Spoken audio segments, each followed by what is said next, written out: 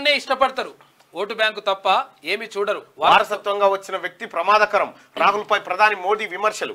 వాళ్ళు కేవలం పొగిడేటోళ్ళనే ఇష్టపడతారు, ఆ కుటుంబం ఓటు బ్యాంకును తప్ప ఏమీ చూడదు. కాంగ్రెస్ కుటుంబానికి చెందిన యువరాజు యూపీ యువతను మద్యం బానిసలన్నారు. అటు దేశ ప్రధాని నరేంద్ర మోడీ కాంగ్రెస్ నేత రాహుల్ గాంధీపై విమర్శలు గుప్పించారు.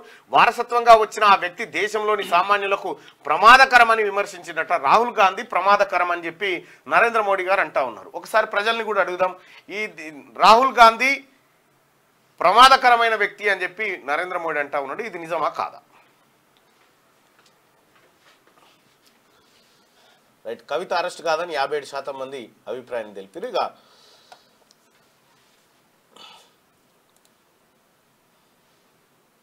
రాహుల్ గాంధీ ప్రమాదకరమైన మనిషి.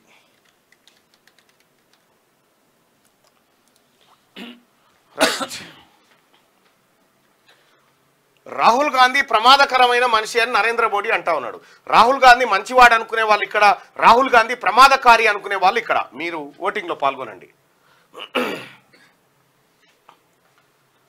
ఇక కేసీఆర్ డబుల్ ఇండ్లతో మోసం చేసిండు, బుల్లెట్ ప్రూఫ్ తో బాత్రూమ్ కట్టుకుండు, ఢిల్లీకి కాంగ్రెస్ డబ్బు సంచులు మోస్తుంది, ముస్లిం మహిళల తలాక్ సమస్యలను రద్దు చేసిండు. అమెరికా అధ్యక్షుడు చేతులు కట్టుకొని నిలబడుతుండు. బీజేపీ అధ్యక్షుడు కిషన్ రెడ్డి గారు అమెరికా అధ్యక్షుడు నరేంద్ర మోడీ ముంగట చేతులు కట్టుకొని నిలబడుతుందంటే ఒకటి గుర్తుపెట్టుకో, ఇక్కడ ఉన్న ఇండియన్ మార్కెట్ కోసం చేతులు కట్టుకుంటున్నారు తప్ప ప్రధాని నరేంద్ర మోడీ దగ్గర అతీత శక్తులు నేను కాదు. ఇండియా మార్కెట్ను చూసి ప్రపంచ దేశాలు చేతులు కట్టుకుంటున్నాయి. ఎందుకంటే మా సార్ ఒక ఆయన చెప్పిండే, ఒక డీసీఎం నిండా సమోసాలు తెస్తే గంటలు అమ్ముకోవచ్చట, ఇక్కడ అటువంటి మార్కెట్ ఇక్కడ ఉంది కాబట్టి ఈ ప్రయత్నం తప్ప ఏదో చేస్తుందని కాదు. ఇక్కడ మీరు ఒకసారి చూడండి, ప్రధానమంత్రి నరేంద్ర మోడీ గారు, ఇప్పుడున్న ప్రధానమంత్రి, అంతకుముందు ఉన్నటువంటి మన్మోహన్ సింగ్ గారు ప్రధానమంత్రిగా ఉన్నప్పుడు దాదాపు 117 సార్లు ప్రెస్ కాన్ఫరెన్స్ నిర్వహించిండు. 117 పైచిల్కే. ఇంకా నరేంద్ర మోడీ గారు ఈ 10 ఏళ్ల కాలంలో ఒక్క ప్రెస్ మీట్ పెట్టలే. అసలు ఒక్క ప్రెస్ మీట్ పక్కకు పెడితే ముందు ఇచ్చినటువంటి ప్రశ్న కాకుండా వేరేది అడిగితే సమాధానం చెప్పలేడు నరేంద్ర మోడీ గారు. అదే 37 సార్లు వేరే ప్రశ్నలకు సమాధానం చెప్పిన వాడు మన్మోహన్ సింగ్.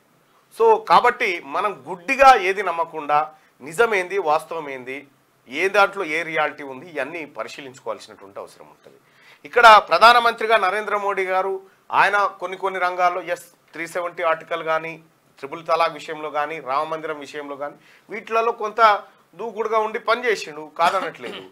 కానీ తెలంగాణ రాష్ట్రం విషయానికి వచ్చినా లేకపోతే కేంద్రం విషయానికి వచ్చినా కిషన్ రెడ్డి గారు మాట్లాడుతున్న మాట ఏదైతే ఉందో, అమెరికా అధ్యక్షుడు చేతులు కట్టుకొని నిలబడుతుండే, నరేంద్ర మోడీ గారే కాదు, నరేంద్ర మోడీ గారి ప్లేస్లో ఎవరున్నా అమెరికా అధ్యక్షుడు చేతులే కట్టుకుంటాడు ఇప్పుడు.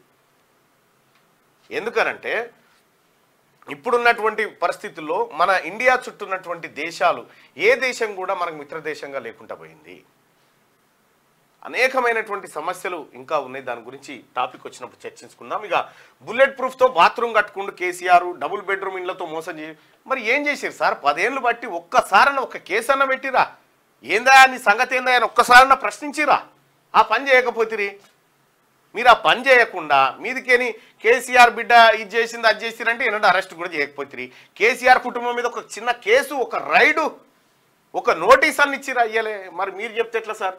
ఇక ఢిల్లీకి కాంగ్రెస్ డబ్బు సంచులు మోస్తా ఉందట. ఈడ పడ్డరు, ఈడున్నది, ఈడ కుప్పలు దాచిపెట్టిండ్రు, ఇంకా మిగిలిందని ఈ ఫుట్బాల్ బుడ్డి తేలి రేపటికి బియ్యం గతి లేక ఈడుంటే ఈడికేంటంటే ఢిల్లీకి సంచులు మోస్తున్నారట. ఆ సంచులు మరి ఢిల్లీకి సంచులు మోస్తా ఉంటే కేంద్ర నిఘా సంస్థలు మీ జేబులనే ఉన్నాయి కదా, మరి పట్టుకోరు. రాహుల్ గాంధీ ప్రమాదకరమైన మనిషి అని నరేంద్ర మోడీ అంటా ఉన్నారు. నిజంగా మీరేమంటా ఉన్నారు? 78% మంది రాహుల్ గాంధీ మంచివాడని చెప్తా ఉన్నారు. 100కి 78% మంది.